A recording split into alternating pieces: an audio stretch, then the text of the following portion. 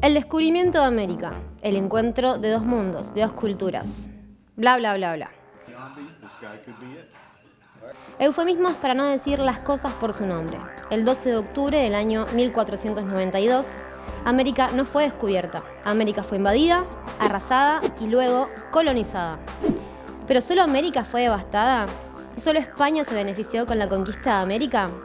Estas y otras preguntas vamos a responder sobre la incursión de los españoles al continente americano. Pero antes, dos pequeñas aclaraciones. Primero, un brevísimo contexto. Europa desde mediados del siglo XIV, más o menos en el año 1348, estaba siendo golpeada por la peste negra, una pandemia devastadora, que llegó en el medio de una situación crítica, porque la agricultura había dejado de crecer, en parte debido a que la técnica existente había llegado a su límite, y el acceso a los alimentos se hizo costoso. Así que entre la pobreza y el hambre, la peste negra hizo estragos. Una de las soluciones que adoptaron los reinos, principados y estados europeos para salir de esta crisis fue avanzar sobre nuevas tierras más allá de las fronteras europeas. 2. Vamos al mapa. La verdad verdadera es que lo que hoy conocemos por España no existía en aquella época. Se creó en 1469 cuando se unificaron las coronas de Castilla y Aragón con el objetivo de sobrevivir a su escaso desarrollo económico. La corona española usó para expandirse la guerra y el saqueo de pueblos. Como les dije antes, Europa y en este caso España necesitaban nuevas tierras de donde extraer riquezas y recursos naturales cuando las propias no alcanzaban. Además, ya venían medio envalentonados porque habían reconquistado los territorios del sur de la península que habían estado en manos de los moros. Y bueno, los reyes querían más. Ahora sí, acá aparece uno de los villanos de esta historia, Cristóbal Colón.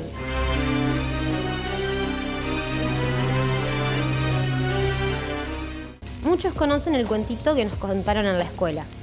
Colón paró un huevo, Colón convenció a la reina Isabel, esta junto a otros financió el viaje, les dio hombres y las 3 carabelas, la Niña, la Pinta y la Santa María. Subieron a bordo y viajaron meses por el océano en el año 1492 y resulta que llegaron a América pero creían que estaban en Asia.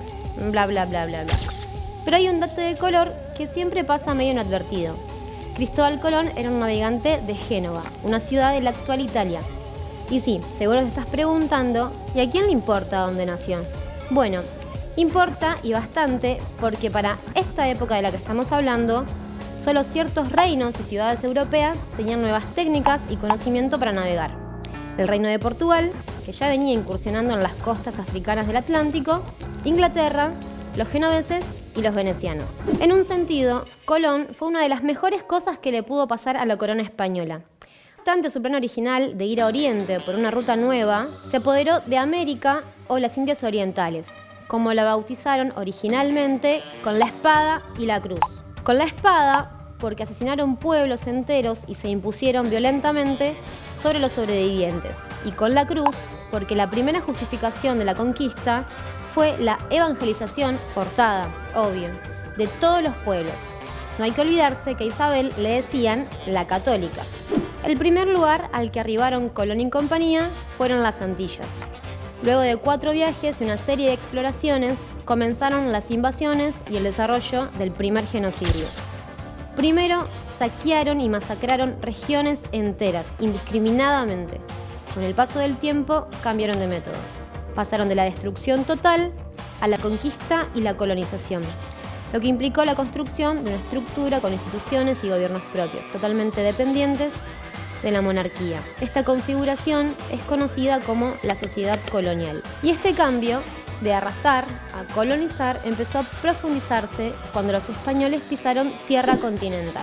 En 1521, al mando de Hernán Cortés, los españoles vencieron a los aztecas en los actuales México y Guatemala, cuando conquistaron su poderosa capital, Tenochtitlán. En azteca habla muy bien aparte que... 2 años después, la incursión dirigida por Francisco Pizarro hizo sucumbir los dominios incas en América del Sur. Si pudieron derrotar a estos dos grandes fue, entre otras razones, porque los españoles tenían armas y capacidad militar superiores a los locales. Y también porque trajeron con ellos pestes que redujeron enormemente la población nativa. Además, aprovecharon las disputas entre los pueblos, ya que muchos habían sido invadidos y sometidos por los propios aztecas e incas, porque, como ya sabemos, divide y reinarás. La conquista de América dejó como saldo casi tantas muertes como la Segunda Guerra Mundial. Un siglo después de la invasión, aproximadamente de los más de 70 millones de nativos americanos, algunos historiadores consideran más elevada esta cifra, solo quedaban 3 millones. Pero el exterminio también fue cultural, ya que la historia, costumbres y creencias de las poblaciones fueron sepultadas, no solo con la fuerza de las armas, sino también con el peso de la Biblia. El rol de la Iglesia Católica, viéndolo a la distancia, no fue para nada sutil. Como ya te había dicho, su misión era evangelizar las almas, doblegar el espíritu y volver dóciles a las poblaciones. ¿Para qué? ¿Para qué? Para que olviden todas sus creencias y se entreguen pacíficamente al trabajo forzado en las minas de oro y plata regenteadas por los colonos españoles. Por supuesto que los clérigos recibieron en agradecimiento a los servicios espirituales prestados grandes compensaciones. Por ejemplo, el sacerdote Bartolomé de las Casas se oponía a la superexplotación de las poblaciones nativas, pero era encomendero. Es decir, que explotaba nativos con un permiso de la corona. Y no conforme con su propio cinismo, fue por más cuando llegó a solicitar la compra de mujeres y hombres de África para que sean esclavizados en la isla de Cuba. Así llegamos al segundo genocidio, que fue ocultado durante mucho tiempo, el genocidio africano. Como las poblaciones indígenas fueron reduciéndose por la conquista y por el trabajo esclavo, se arrancaron millones de africanas y africanos de su tierra natal para ser traídos a América y utilizarlos como mano de obra esclava, en lo que se conoció como el sistema de plantaciones tanto en América del Norte, Central y Sur. Los nativos no resultaron tan dóciles ni resistentes para el trabajo en las plantaciones, pero sí se usaron sus conocimientos para la explotación de muchísimos recursos, sobre todo la plata en las minas andinas. Se estima que en los primeros 150 años de acción conquistadora, 17.000 toneladas de plata y unas 200 toneladas de oro arribaron a España. A través del comercio, algunas incipientes potencias europeas, como Inglaterra, comenzaron a acceder al oro y a la plata americanos. Esto potenció el desarrollo comercial y manufacturero europeos, que facilitó la acumulación necesaria para el progreso de la futura revolución industrial. Todo esto llevó al desarrollo del capitalismo y la liquidación de la sociedad medieval. Por esto, Federico Engels escribió: la plata y el oro de América penetraron como un ácido corrosivo por todos los poros de la sociedad feudal moribunda en Europa. Los empresarios mineros convirtieron a los indígenas y a los esclavos negros en un numerosísimo proletariado externo de la economía europea. Lo escribió así Engels. No sé qué quiso decir con las comillas, no aclaraba. Para ir redondeando, dos cositas importantes que no quiero que te olvides. Primero, una mención. Desde el inicio mismo de la conquista, los pueblos indígenas resistieron, como pudieron, pero lo hicieron.